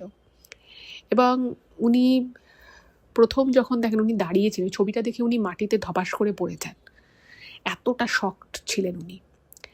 এবং উনি বলছেন, আমি জানি না কেন 2 ঘন্টা ধরে আমার চোখ দিয়ে শুধু জল পড়েছে, আমি কারোর সাথে কোনো কথা বলতে পারিনি, আমার শুধু চোখ দিয়ে জল বেরোচ্ছিল, এবং আমি বুঝতে পারছিলাম না যে আমি কি করব, আমি কোথায় আছি, কেন আমি এটা আমার সাথে হলো। বলছে, আমি কিচ্ছু জানি না, আমার শুধু হাত পা কাঁপছিল, দু চোখ দিয়ে জল পড়ছে। ভীষণ কষ্ট পান উনি। তো উনি ভাবলেন যে এগুলো কি হচ্ছে, মানে সত্যি সত্যি উনি মানে রেকর্ডিংয়ে তো শুনেছিলেন, মেয়েটা ওনাকে রেকর্ডিং শুনিয়েছিল যে উনি বলছেন যে আমাকে ফোন করবি না, আমার সাথে কোনো সম্পর্ক রাখার দরকার নেই, তুমি বিয়ে করে নাও, এরকম কথা উনি বিভিন্ন সময় মেয়েটিকে নাকি বলেছিলেন, যেটা উনি জ্ঞানও তো সেটা মনে করতে পারেন না যে উনি বলেছিলেন, বাট উনি ধরে নিয়েছেন যে হয়তো আমি বলেছি। মেয়েটা যখন আমাকে রেকর্ডিং শুনিয়েছে, আর ওই যে বললাম উনি রাতের কোনো স্মৃতি মনে করতে পারতেন না, বাট তাই বলে মেয়েটা ওনারই একজন বন্ধুকে এভাবে বিয়ে করে নেবে, তাও এত কম সময়ের গ্যাপে, এটা না উনি মেনে নিতে পারেননি। তো যাই হোক, চাকরিটা করতেই হবে, সেই জন্য কোনো রকমে উনি অফিস যেতেন, কাজ করতেন, বাড়ি চলে আসতেন। মানে এই ঘটনার প্রথম উনি বলছে, আমি জানি না আমি কি করব, শুধু কাজটুকু করতে হবে সেটুকু জানতাম, কারণ কাজটুকু না করলে আমার শুধু পেট চলবে না তা নয়, আমি হয়তো আর বাঁচবই না। তো খাওয়া দাওয়া ঠিকমতো করতেন না, খুব কষ্ট পেতেন, প্রচণ্ড মানে ওনার মন খারাপ হয়ে যায় ওনার বান্ধবীর এভাবে চলে যাওয়া, ওনাকে ছেড়ে, এটা উনি মেনে নিতে পারেননি। যাই হোক, তো এরপরে আবার একদিন ওনার সেই প্রেমিকা, যে বিয়ে করে নিয়েছিল ওনারই এক বন্ধুকে, কলেজের বন্ধুকে, সে একদিন ফোন করে, যেই ফোন করে ওনাকে বলছে যে আমি জানি তোমার খুব কষ্ট হচ্ছে, কিন্তু তুমি মানসিকভাবে কিন্তু সুস্থ নও, তুমি একজন ডাক্তার দেখাও, তুমি মানসিকভাবে অসুস্থ, তুমি কখন কি বলো তোমার কোনো ঠিক ঠিকানা নেই, সেই জন্যই আমি এই ডিসিশনটা নিতে বাধ্য হলাম, কারণ আমার বাবা মা বহু বছর আগে থেকেই আমার বিয়ের চেষ্টা করছিল, আর আমি তোমার উপরে তো ভরসা করেছিলাম, কিন্তু আমি যখন দেখলাম যে তুমি মানসিক দিক থেকে সুস্থ নও, তুমি আগের দিন রাতে যেগুলো বলো তোমার সকালবেলা উঠে কিছু মনে থাকে না, তুমি বরং ডাক্তার দেখাও, আমার মনে হয় তুমি পাগল হয়ে যাচ্ছ, এরকম করে নানান কথা বলে। তো সমস্ত কথাই দাদা শোনে। উনি যেটা লিখেছেন ইমেলে, যে আমার প্রচণ্ড কষ্ট হচ্ছিল, এবং আমার সমস্ত পুরনো স্মৃতি, এত বছরের ফেলে আসা সময়, সেই স্মৃতি, সেই আমাদের দুজনের কাটানো ভালো মুহূর্তগুলো আমার চোখের সামনে ভাসছিল, কিন্তু আমি ওকে একটাই রিপ্লাই করেছিলাম যে তুমি নিজের মতো করে ভালো করে সংসার করো, সুখী হও, তুমি কিন্তু আমাকে আর কোনোদিন ফোন করবে না। এইটা বলে দাদা নিজেই ফোনটা কেটে দিয়েছিল। এবং দাদা লিখেছেন যে আমি জানি একমাত্র আমার কতটা কষ্ট হয়েছিল। তো বাট উনি মেয়েটিকে তো খুব ভালোবাসতেন, তো মনে হলো যে না, ও যখন আমাকে বলেছে আমার একবার ডাক্তার দেখানো উচিত। তো উনি ডাক্তারের কাছে যান, ডাক্তারবাবু ওনাকে কিছু টেস্ট দেয়, এবং ওনাকে বলে একজন সাইকিয়াট্রিস্টের সাথে কনসাল্ট করতে। তো দাদা সাইকিয়াট্রিস্টের কাছেও যায়, কনসালটেশন নেয়, বাট সব কিছু করেও না কোনো সেরকম উন্নতি হয়নি। একটা জিনিস দাদা মানে বুঝতে পারে, যে ওনার মধ্যে মানে একটা বিষয় আছে, যেটাকে মানে উনি ঠিকমতো হয়তো ডিফাইন করতে পারেননি, বাট কিছু তো একটা ওনার রাতের বেলা হয়, সেটা উনি বুঝতে পারছেন। কারণ রাতের বেলা উনি কি খান, কি পড়েন, উনি হয়তো 5টা বই নিয়ে বসেছেন, যে আজ আমি রাতের বেলা হয়তো একটা বই পড়ব, বাট সকালে উঠে উনি অনেক মনে করার চেষ্টা করতে থাকেন যে উনি রাতের বেলা ঠিক কোন বইটা পড়েছে, ওনার কিচ্ছু মনে থাকতো না। এবং উনি ডাক্তারবাবুকেও এই কথা বলেন, কিন্তু ডাক্তার সমস্ত টেস্ট করে সমস্ত কিছু রিপোর্ট দেখে ডাক্তারবাবু বলেন, দেখুন সব কিছু আপনার নর্মাল আছে, কোনো অসুবিধে নেই, অনেক সময় এটা অনেকের মানসিক সমস্যা হয়, আপনার হয়তো সেরকমই কিছু হচ্ছে, তো আপনি কন্টিনিউয়াস একটা সাইকিয়াট্রিস্টের কাছে কনসালটেশন নিতে থাকুন, তাহলে হয়তো আপনার ভালো হবে। ভালো করে ঘুমোবেন, খাবেন, এরকম নানান ডাক্তাররা যেরকম বলে সেরকম কিছু উপদেশ ওনাকে দিয়েছিল। সব কিছু উনি করেন, বাট সব কিছু করেও ওনার রাতের বেলা যে কিছু একটা হচ্ছে, এবং উনি যখন সকালবেলা ঘুম থেকে উঠতেন ওনার মনে হতো, মানে মানুষ যদি খুব সারা রাত কথা বলে বা সারা রাত যদি কেউ কান্নাকাটি করে, তার একটা যেরকম সকালবেলা উঠে যেরকম একটা টায়ার্ডনেস থাকবে বা প্রচুর কথা বলে যেরকম গলাটা করতে থাকে, ওনার না মাঝে মধ্যে সেরকম ফিলিংস হতো। কিন্তু বাড়িতে উনি একা, এবং উনি ফোন চেক করতেন সকালবেলা নিজের, উনি দেখতেন যে উনি কোনো ফোন করেনি, কিছু না, বাট ওনার কেন মনে হতো যে উনি সারা রাত প্রচুর কথা বলেছেন। এবার যদি উনি সারা রাত কথা বলে থাকে, তাহলে উনি কার সাথে কথা বলে? বাড়িতে তো উনি একা থাকেন, কেউ ফোন করেনি, উনি কাউকে ফোন করেনি, তাহলে কি হচ্ছে? এবার উনি ভাবলেন যে না, আমি একটা কাজ করি, আমি ঘরে একটা ক্যামেরা লাগাই। তো উনি ঘরে একটা ক্যামেরা ফিট করে রাখলেন। মানে উনি বলছেন যে উনি নিজে খুব কনফিউজড হয়ে গেছিলেন যে আমি কি আসলে পাগল হয়ে যাচ্ছি, নাকি আমি ওনার সেই দীর্ঘদিনের যে প্রেমিকা, তার শোকে ওনার মাথা খারাপ হয়ে যাচ্ছে, উনি অসংলগ্ন হয়ে যাচ্ছেন। ওনার সাথে যে অ্যাকচুয়ালি ঠিক কী হচ্ছে উনি নিজেই বুঝতে পারতেন না। কিন্তু এটুকু উনি বুঝে গেছিলেন যে রাতের বেলা ওনার সন্ধ্যের পর থেকে ওনার শরীরটাও কীরকম একটা লাগতে থাকে, এবং যতটুকু উনি মনে করতে পারেন যে ওনার সন্ধ্যের পর থেকে ভীষণ শরীরটা অবসন্ন হয়ে আসে, ওনার সারা শরীর জুড়ে একটা ভারী ভাব থাকে, এবং তারপরে উনি কী করেন, কী খান, এবং বহুদিন এরকমও হয়েছে যে উনি ডিনার করেননি আর কি। সকালবেলা উঠে দেখছে যে রাতের জন্য উনি যে খাবার রেখেছিলেন সেই খাবার সেভাবেই পড়ে রয়েছে। বাট এটা ওনাকে খুব আস্তে আস্তে ভাবাতে থাকে। যাই হোক, তো উনি একটা ক্যামেরা সেট করেন। তো ক্যামেরা সেট করার পরে ওই ক্যামেরাটা সন্ধ্যের পর থেকে উনি চালিয়ে দিতেন। তো উনি দেখতেন সকালবেলা উঠে যে উনি সারাক্ষণ ঘরের ভিতরে পায়চারি করছে এবং কারোর সাথে উনি কথা বলছেন। বাট ওই রেকর্ডিংয়ে উনি কী কথা বলছে কাউকে তো দেখা যেত না, শুধু দেখা যেত উনি ঘরের মধ্যে পায়চারি করছে। মানুষ যখন একজনের সাথে ঘরের মধ্যে পায়চারি করতে করতে কথা বলে, একবার দাঁড়ায়, একবার হাঁটে, একবার দাঁড়ায়, একবার হাঁটে, একবার খাটে বসে, একবার চেয়ারে বসে, এইরকম করে উনি কারোর সাথে কথা বলছেন। বাট কী কথা বলছেন, কার সাথে কথা বলছেন, সেটা কিন্তু কিছু আসতো না। উনি যে কথাগুলো বলছেন, ওনার লিপ নড়ছে, এটা বোঝা যাচ্ছে যে উনি কথা বলছেন, হাত পায়ের একটা মুভমেন্ট হচ্ছে, বাট কী কথা বলছে সেটা কিন্তু কোনো রেকর্ডিংয়ে আসতো না। এটা ওনার খুব খুব অদ্ভুত লাগে। এবার ওনার ওই যে বললাম যে এক দিদির সাথে, ওনার দিদি আর এক কাকিমা সাথে যোগাযোগ ছিল, তো মাঝে মধ্যে তারা আসতো। তো দিদিকে একদিন উনি কথাটা বলে, এতটা ডিটেলসে বলেনি, বলেছে এমনি। তো দিদি বলে যে দেখ, তুই একটা কাজ কর, তুই এটা বরং বিয়ে কর। দিদি কিন্তু এই ওনার প্রেমিকার কথা জানতো। বললো যে দেখ, যা হওয়ার তা তো হয়ে গেছে, ও একটা ভালো ছেলে পেয়েছে, বিয়ে করে নিয়েছে, তো তুই একটা কাজ কর, তুইও জীবনে এগিয়ে যা, তুই একজন কাউকে দেখ, যদি তোর ভালো লাগে কাউকে, তুই বিয়ে কর। নিঃসঙ্গ জীবনে এরকম মাঝে মধ্যে তো হয়, হতেই পারে, এটা হয়তো তোর কোনো রোগ না বা কোনো কিছু না, তো তুই দেখ, তোর যদি কাউকে ভালো লাগে। এবার কাউকে একটা মানুষ যখন আরেকটা মানুষকে খুব ভালোবাসে, সে ভালোবাসাটা একটা গভীর সম্পর্ক ছিল। এটা শুধু ভালোবাসা বললে এটা ভুল হবে, এটা একটা ভরসা, একটা বিশ্বাসের জায়গা ছিল। সেটা যেভাবে ভেঙে গেছিল, তাতে ওনার মনও প্রচণ্ড ভেঙে যায়। 4-5 বছর কেটে যায় ওই ঘটনার, এবং পুরো সময়টায় ওনার সাথে আরও একটা নতুন জিনিস হওয়া স্টার্ট হয়। সেটা হচ্ছে, উনি যখনই বাইরে থাকতেন, বাড়ির বাইরে, ততক্ষণ উনি খুব স্বাভাবিক থাকতেন। কিন্তু যে মুহূর্তে উনি ঘরে ঢুকতেন, ওনার না মনে হতো উনি ছাড়া ওই বাড়িতে কেউ একজন আছে, ওই ঘরে কেউ একজন আছে। এবং ঘরে ঢোকার সাথে সাথেই ওনার প্রচণ্ড মাথা যন্ত্রণা করতো, প্রচণ্ড বুকে ব্যথা করতো, কোনো দিন হাতে ব্যথা করতো, কোনো দিন পায়ে ব্যথা করতো, কোনো দিন কোমরে ব্যথা করতো।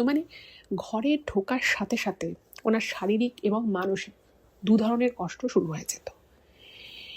উনি হয়তো সেদিন অফিসে প্রচুর কাজের চাপ, প্রচুর কিছু কাজ সামলেছেন, বা হয়তো অফিসের কালিগরা মিলে কোথাও হয়তো একটা যাওয়া হয়েছে লাঞ্চে বা ডিনারে, সেই সময়টা কিন্তু ওনার মোটামুটি ঠিকঠাকই কাটতো। বাট যে মুহূর্তে উনি বাড়ি ঢুকতেন সেই মুহূর্তে মনে হতো যেন একরাশ দুঃখ কষ্ট ওনার শরীরের মধ্যে বাসা বেঁধেছে, এবং তার সাথে সাথে শারীরিক কষ্ট। মানে ওনার এত পেন হতো যে ওনার চোখ দিয়ে জল বেরিয়ে যেত। উনি মানে শুয়ে থাকলে বাথরুমে যাওয়ার জন্য উনি উঠতে পারতেন, এত ওনার গা হাত পায়ে ব্যথা হয়ে যেত। এবং প্রত্যেক দিন উনি ভাবতেন যে আমি হয়তো কালকে অফিস যেতে পারবো না। এবং ভাবুন, একটা মানুষ যখন এরকম একা থাকে, সে যদি এতটা কষ্টের মধ্যে থাকে শারীরিক ও মানসিক, সে বলবে এটা কাউকে তো বলার মতোও নেই। যাই হোক, তো এইরকমভাবে যখন আস্তে আস্তে সময় কাটে, তো সেই সময় ওনাদের অফিসে একজন মহিলা আর কি, একটা মেয়ে আর কি কাজে নতুন ঢোকে।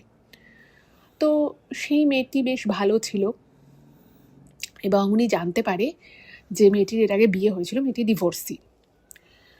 তো উনি মানে মেয়েটি আর কি এই দাদাকে খুব আর কি অ্যাটেনশন দিত, বা ঠাড়ে ঠোরে বোঝানোর চেষ্টা করতো যে মেয়েটা এই দাদাকে পছন্দ করে। এবার দাদা ব্যাপারটা ইগনোর করতো। তো দাদাকে অফিসে অনেকে ইয়ার্কি করে বলতো যে ও কিন্তু তোকে মনে হয় পছন্দ করে। তো ওই মেয়েটি আর কি, সে ওদেরই অফিসের আরেকজন যে কালিগ ছিল, আরেকটি মেয়ে, তাকে এই দাদার বিষয় কিছু একটা বলে, এবং যেটা বলে তার মানেটা কিছুটা এরকম দাঁড়ায় যে ওই মেয়েটি, তার আগে একবার বিয়ে হয়েছিল ঠিকই, 1-1.5 বছর সংসার করেছিল, তোর বর নাকি ভালো ছিল, ওকে খুব অত্যাচার করতো, তো সেই জন্য ওদের ডিভোর্স হয়েছে। তো সেই মেয়েটি আর কি অন্য যে কালিগ ছিল তাকে দিয়েই দাদাকে বলায় যে মেয়েটি পছন্দ করে দাদাকে। এবার দাদা এটা শোনে, তো উনি সেরকম কোনো ইন্টারেস্ট দেখায় না।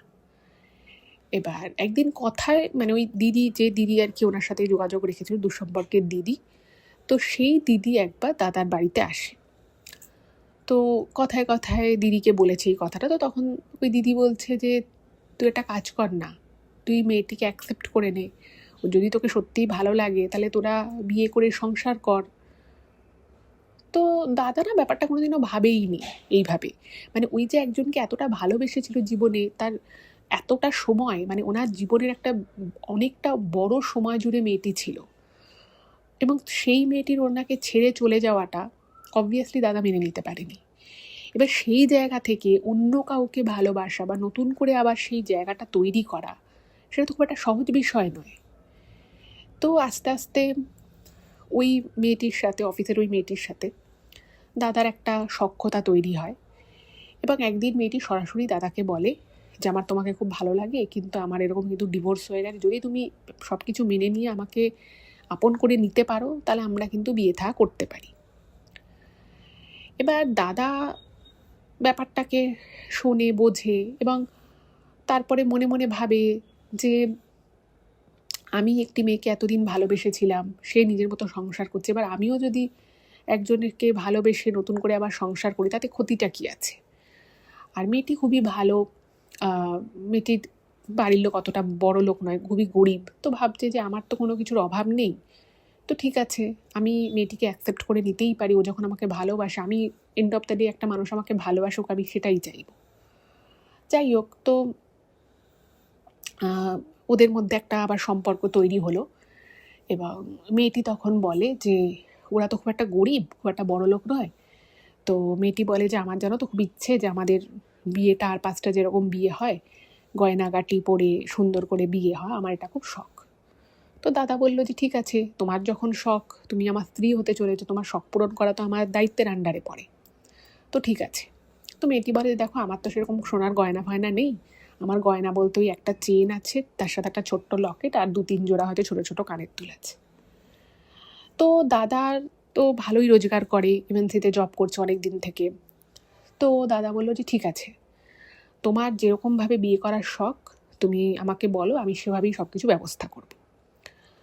তো প্রথমেই গয়না, তো দাদা মেয়েটিকে মানে কলকাতার একটা বেশ নামকরা গয়নার বিপণিতে নিয়ে যায়, এবং সেখান থেকে সেই সময় দাঁড়িয়ে দাদা প্রায় 6.5 লাখ থেকে 7 লাখ টাকার গয়না কিনে দেয়, এবং মেয়েটি নিজে পছন্দ করে সমস্ত গয়নাগুলো কেনে।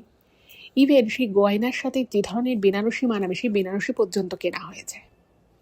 দাদাও বেশ খুশি, দাদা ওই সেই নিজের কাকিমা সেই দিদিকে জানায়, তারাও খুব খুশি, বলছে যে ঠিক আছে মোটামুটি বিয়ের ডেটও ফিক্স হয়ে যায়, বাট কার্ডটা ভেবেছিল যে বিয়ের কদিন আগে ছাপাবে।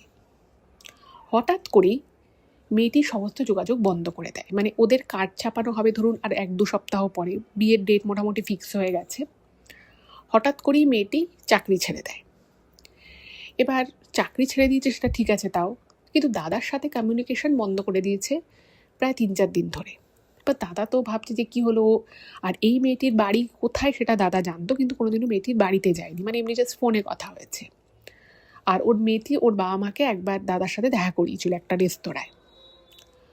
মানে দাদার কথা ছিল ওদের বাড়ি যাওয়ার, ওর বাবা মায়েরও কথা ছিল দাদার বাড়ি আসার, ওনার কাকিমা দিদির সাথে কথা বলার, মানে একদম ফাইনাল ডেট করার আগে। তো দাদা যোগাযোগ করার চেষ্টা করছে। তো এর মাঝখানে জানতে পারলো যে ওই মেয়েটি HR-কে ইমেল করে দিয়েছে যে ও রেজিগনেশন দিয়ে দিচ্ছে।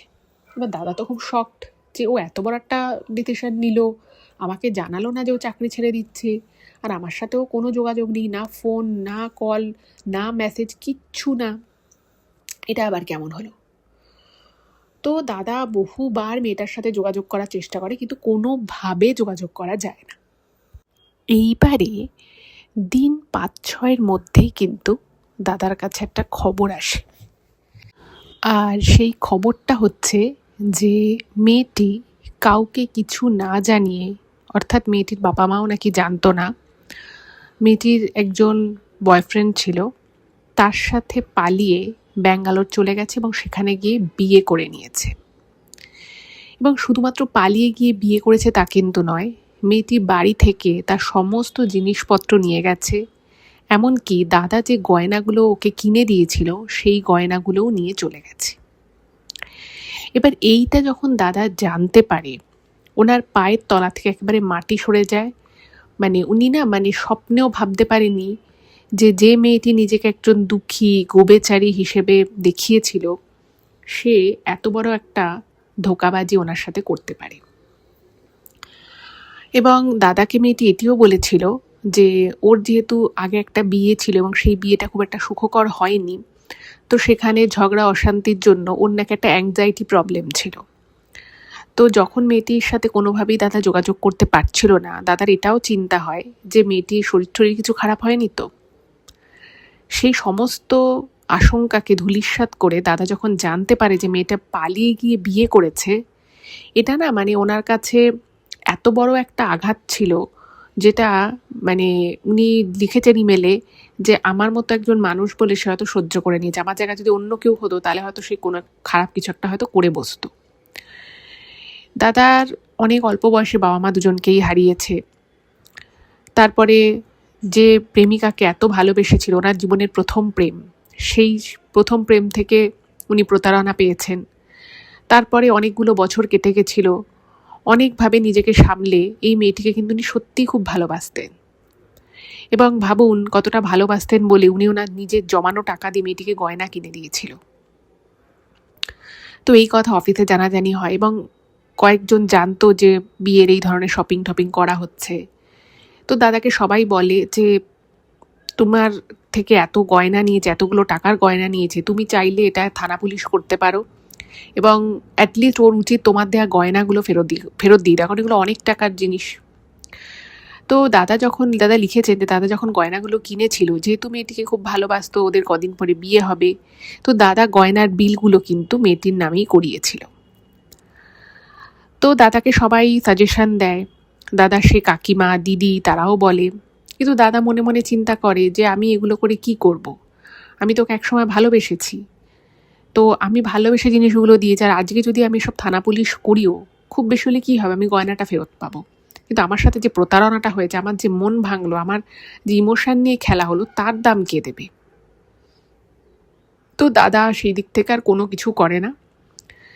এবং যত দিন যেতে থাকে দাদার জীবনটা পুরো মানে অতিষ্ঠ হয়ে যায় দাদা, কারণ এতটা উনি মানসিক কষ্ট নিতে পারছিলেন না। তার মধ্যে রোজ ওনার বাড়িতে যখনই উনি ঢুকতেন ওনার প্রচণ্ড শরীর খারাপ লাগতো, মাথা যন্ত্রণা করতো, ঘাড় ব্যথা করতো, সবসময় মনে হতো ঘরের পাশে কেউ দাঁড়িয়ে রয়েছে, কেউ রয়েছে। এবং মাঝে মধ্যে ওনার কানের সামনে কেউ যেন এসে ফিসফিস করে কথা বলতো যে তোর বিয়ে হবে না, তোর বিয়ে হলেও সেই বিয়েটা সুখকর হবে না, বিয়ে টিকবে না। এবার দাদা প্রচণ্ড রকমভাবে একটা ফ্রাস্ট্রেশনে চলে যায় এবং উনি মনে মনে ভাবতে থাকেন যে দূর, এভাবে আমি তো বাঁচতে পারবো না।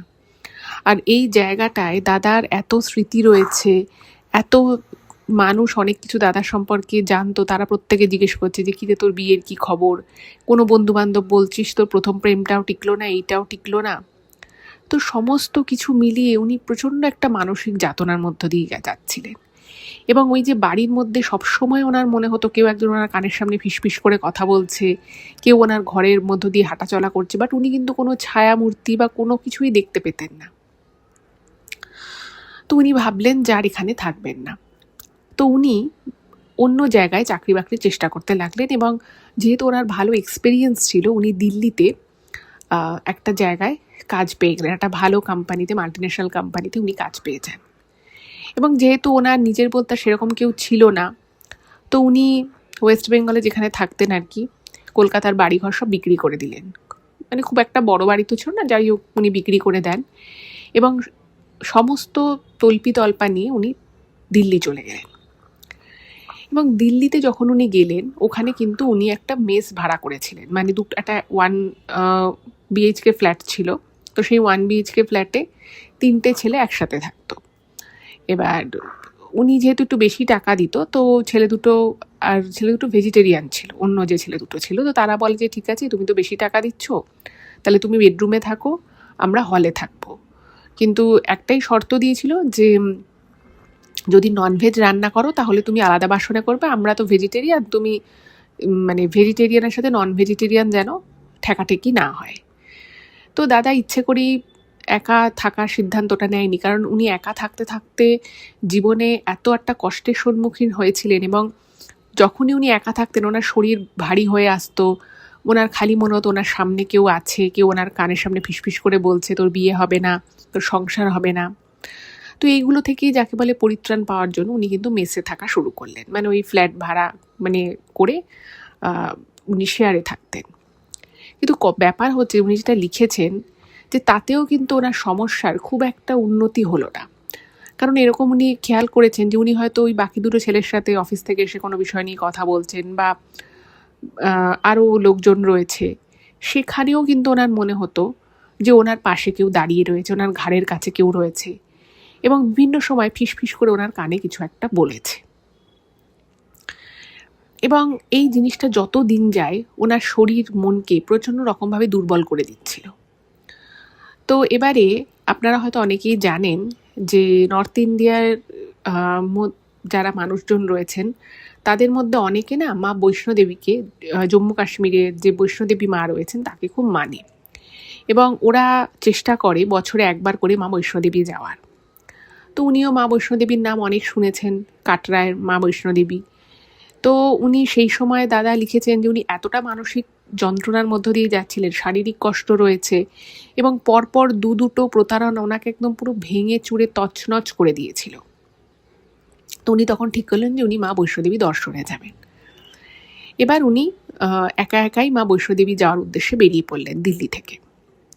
এবার উনি প্রথমে জম্মু গেলেন, সেখান থেকে কাটরা থেকে উনি মা বৈষ্ণোদেবীর যাত্রা শুরু করেন পায়ে হেঁটে। 11-11.5 কিলোমিটার মতো উনি পায়ে হেঁটে যান, খুব সুন্দরভাবে মায়ের গুহায় পুজো দেন এবং উনি না মনে মনে অনেক কিছু ভেবেছিলেন যে মাকে অনেক কিছু বলবেন, মনের দুঃখের কথা, কষ্টের কথা উনি মা বৈষ্ণোদেবীকে জানাবেন। কারণ মা বৈষ্ণোদেবী ভীষণ জাগ্রত, আপনারাও হয়তো অনেকেই জানেন।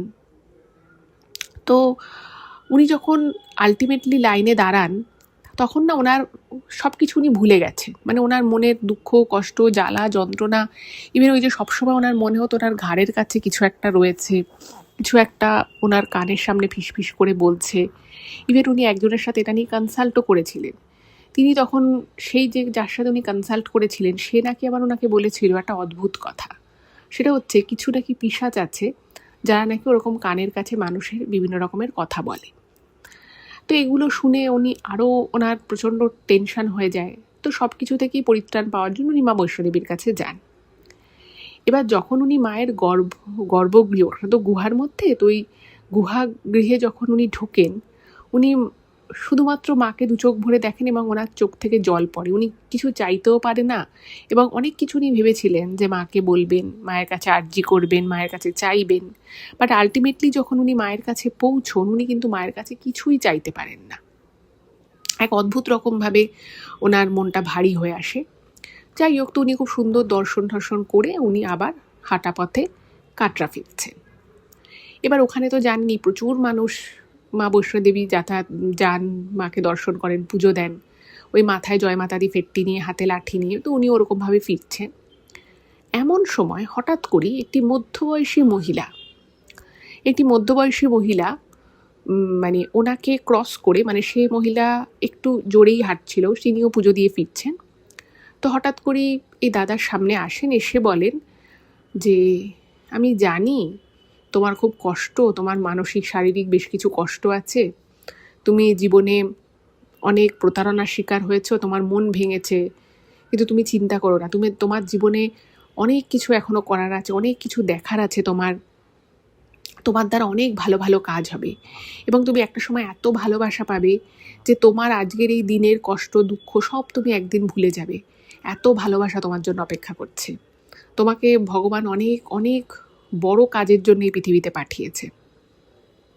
এবং এই কথাগুলো না রীতিমতো বাংলায় ওনাকে বলে এবং বলার পরে ওই মহিলা মৃদু হেসে গটগট করে হেঁটে বেরিয়ে যায়। এবার এই দাদাকে যখন কথাগুলো বলে, দাদা না মানে ওখানেই পুরো হয়ে দাঁড়িয়ে যায়।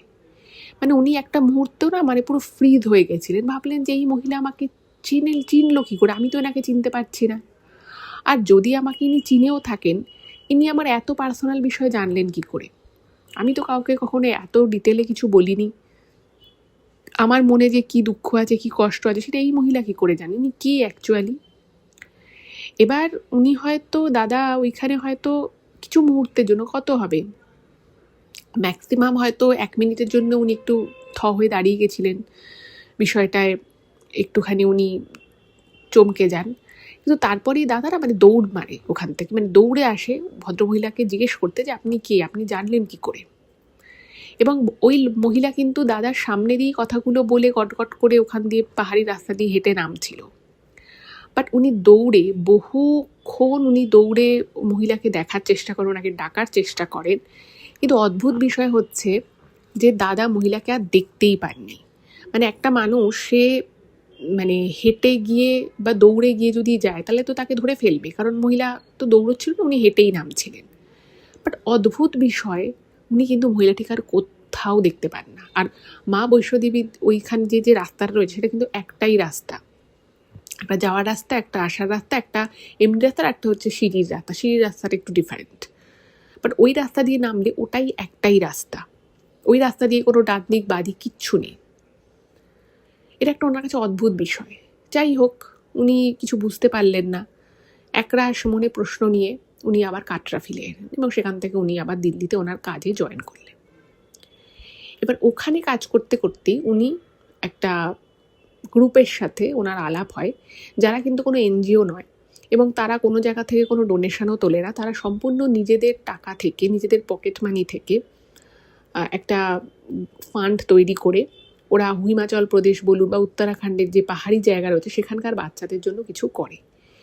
এবং ওখানে যারা রয়েছে তারা পাহাড়ে ঘুরতে যায়, প্রত্যেক বছর ট্রেকিং করে এবং ওনাদের দলের সাথে কিছু বিদেশি লোক অর্থাৎ আমেরিকা ইউরোপেরও কিছু লোক যুক্ত আছেন, যারাও কিন্তু ডোনেশন, নিজেদের পকেট থেকে ডোনেশন দিয়ে মানুষের জন্য কাজ করে। এবং অদ্ভুতভাবে দাদা দেখেছেন যে এই গ্রুপের সাথে আমার যোগাযোগটাও খুব অদ্ভুতভাবে একটা হয় এবং সেটা ফেসবুক মারফত হয়। এবং উনি প্রথমে ভেবেছিলেন যে এগুলো কোনো ফ্রড হবে, কারণ দুটো প্রতারণা হওয়ার পরে না ওনার মন থেকে বিশ্বাস, ভরসা, এই জায়গাগুলো চলে গেছিলো, এই নামগুলোই ওনার কাছে মানে অচেনা হয়ে গেছিল। তো তারপরে উনি তাদের সাথে একবার ট্রেকিংয়ে যায় এবং গিয়ে দেখছে যে এরা সত্যি মানুষের জন্য করে। এবং দাদাও আস্তে আস্তে কিন্তু ওই গ্রুপের মধ্যে ঢুকে যায়, গ্রুপের সাথে ইনক্লুড হয়ে যায় এবং প্রত্যেক 2-2.5 মাস অন্তর অন্তর দাদা কিন্তু মানে বিভিন্ন জায়গায় যায় এবং সেখানে গিয়ে বিভিন্ন দুর্গম জায়গা, পাহাড়ি জায়গায় যেখানে বাচ্চাদের ঠিকমতো পড়াশুনো করতে পারে না, তাদের রীতিমতো ঠিকমতো চিকিৎসা করানো হয় না, সেখানে গিয়ে কিন্তু ওরা মানুষকে হেল্প করে।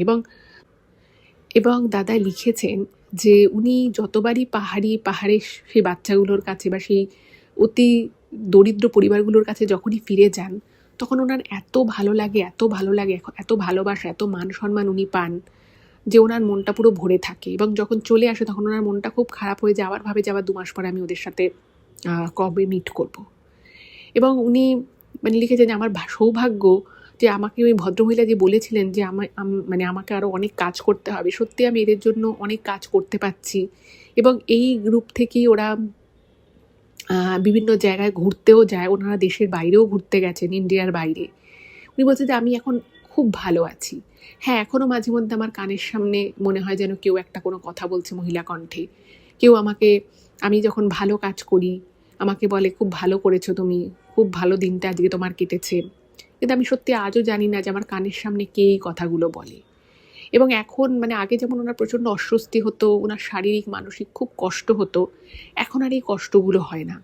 উনি এই ওনার কানের সামনে কেউ কিছু একটা বলছে, ওনার ঘরের মাঝখানে কেউ ঘুরে বেড়াচ্ছে, এটাকে না উনি মেনে নিয়েছেন। এবং এখন আর ওনার ভয়ও লাগে না। এখন উনি লিখেছেন যে আপনি হয়তো বললে বিশ্বাস করবেন না, আমি এখন বুঝতে পারি যে আমি হয়তো শুয়ে আছি, আমার ঘরের সাথে অ্যাটাচ যে টয়লেটটা রয়েছে সেখানে আমি জানি আমি বাথরুম ইউজ করে লাস্ট কল টল বন্ধ করেই আমি খাটে এসেছি, বাট আমি শুয়ে শুয়ে বুঝতে পারি যে কলটা চলছে, জল পড়ছে, আবার নিজে থেকেই কলটা বন্ধ হয়ে গেল, আমার পাশের টেবিলে জলের গ্লাসটা একটু সরে গেল। এগুলো ওনার সাথে কিন্তু মানে প্রায়শই হয়। বাট উনি লিখেছে এখন আর আমার ভয় লাগে না। জানি না কেন আমার আর ভয়ও লাগে না, আমার আর কষ্টও হয় না। এবং আমি এখন এত ভালো ভালো কাজের সাথে যুক্ত হয়েছি। এবং উনি বলছেন যে মানুষ তো রোজগারপাতি করে, রোজগারপাতি বাড়ানোর চেষ্টা করে নিজের পরিবারের জন্য, নিজের মানুষের জন্য কিছু করার। উনি বলছেন আমিও কিন্তু চেষ্টা করে যাচ্ছি যাতে আমার স্যালারি আরও বাড়ে, কারণ আমি ওই বাচ্চাগুলোর জন্য, ওই হতদরিদ্র পরিবারগুলোর জন্য কিছু করতে চাই, সত্যিকারের কিছু করতে চাই।